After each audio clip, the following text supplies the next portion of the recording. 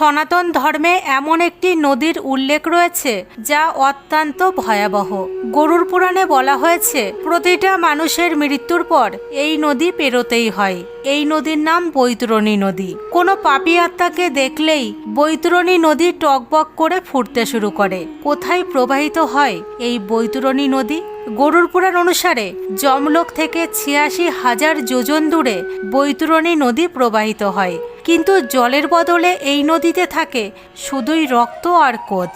মৃত্যুর পর যখন আত্মাকে যমলোকে যেতে হয়, পথে তাকে এই বৈতরণী নদী পেরোতেই হয়।